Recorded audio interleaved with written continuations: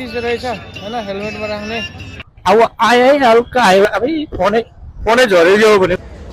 So guys welcome to my blog अन्तरे blog. म चाहिँ अहिले यो नेहरू प्लेस मार्केटमा आइसकेको छु होइन।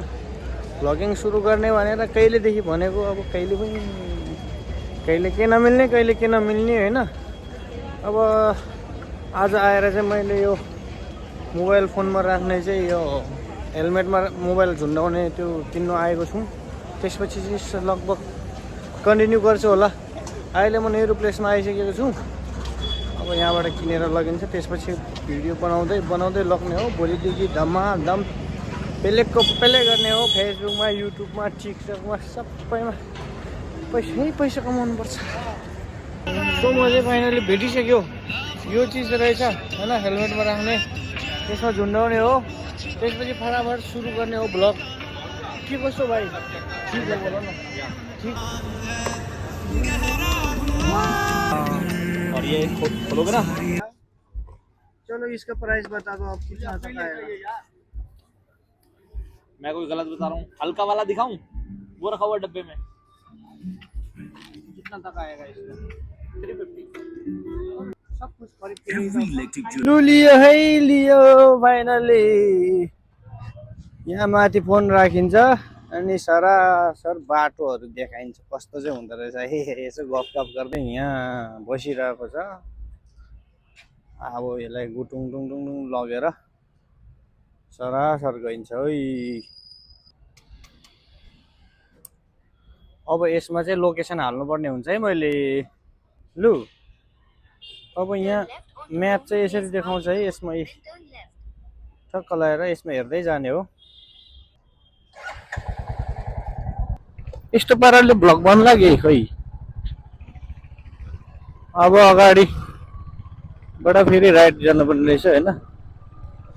कारण भन्नुपर्दाखेरि चाहिँ मैले अब यस्तो ब्लग सुरु गर्नु लागेको युट्युबबाट पैसा कमाउला भन्ने सोचेको चाहिँ धेरै भइसक्यो है। कोही त बाटै छैन त यार। हेत्तेरिका कहाँको जङ्गलतिर आइपुग्यो हौ यस्तो। अच्छा हो, यो गुगल म्यापको भरोसा गर्नु पनि ठिक होइन। कहिले कहाँ पुऱ्याउँछ कहिले कहाँ पुऱ्याउँछ। अनि म के भन्दै थियो, म आफैले बिर्स्यो यस्तो पाराले कसरी ब्लग हुन्थ्यो खोइ। अब यहाँबाट राइट लाग्नु पर्यो।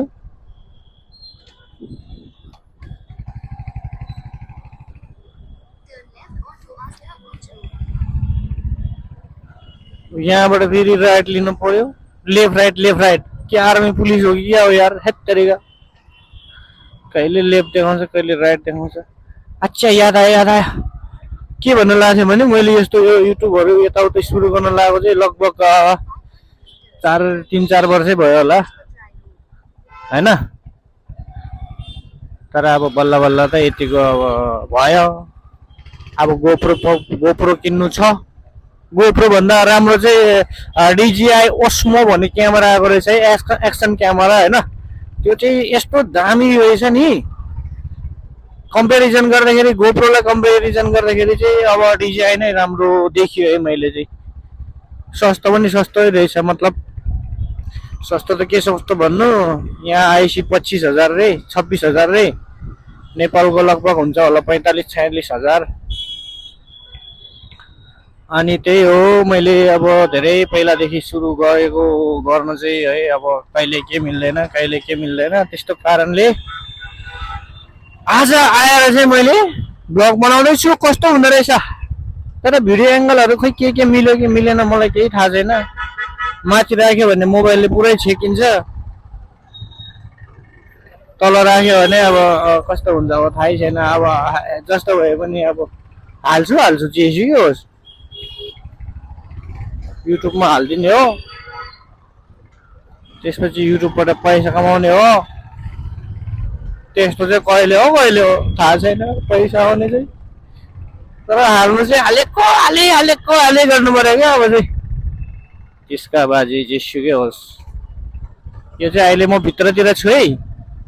यहाँतिर यो भित्रतिरको बाटो यस्तोतिर चाहिँ यो सुरुमा यहाँ आउँदाखेरि चाहिँ इन्डियामा चाहिँ मलाई जहाँ गए पनि एउटै ठाउँ लाग्थ्यो, घरिघरि घुमे हुन्थ्यो।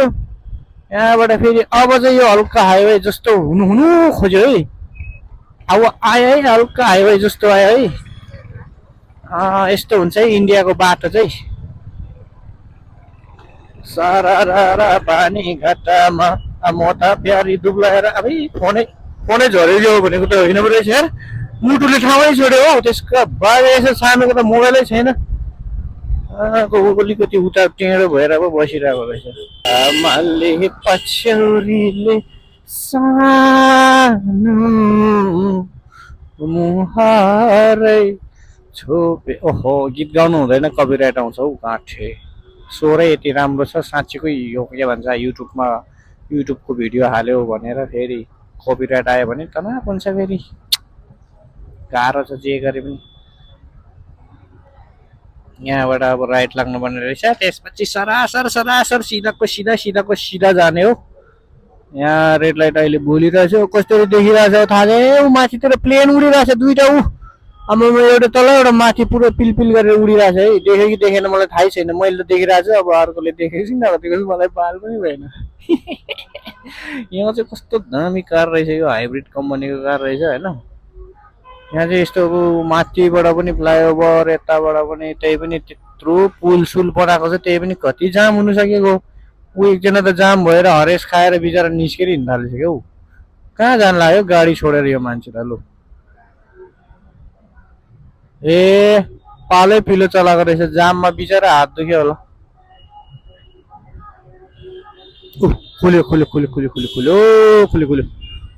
खुल्यो है, खुल्यो। जाम खुल्यो। अब म गइन्छ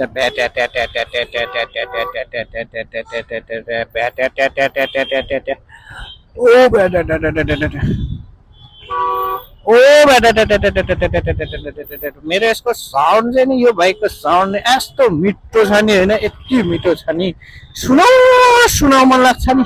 के गर्नु हो म यार। लु बिचैबाट जाने रहेछ ल।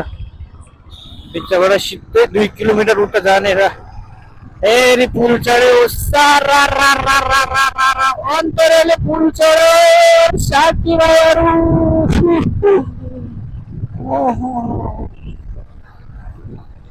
अब भिडियोमा खासमा त इन्टरटेनहरू गर्नुपर्ने हो होइन। के बोल्छ मान्छेहरू। तर अब म चाहिँ यस्तै हो, आफ्नो पारा हुन्छ नि त होइन। आफूलाई जस्तो आउँछ त्यस्तै। आफू अब एक्स्ट्रै बन्नु पर्यो, अरू जस्तो किन बन्नु पर्यो भन्ने चाहिँ मेरो सोच हो।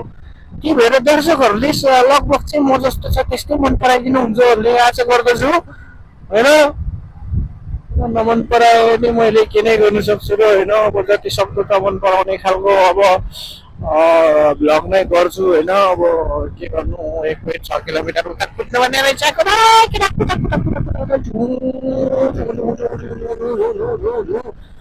भन्ने बुढो एउटा मेरो फोन पो छ कि छैन। म त घरिघरि फोन चाम्दै बस्छु नि फेरि। अब के गर्नु, फोन झऱ्यो भने त सक्यो।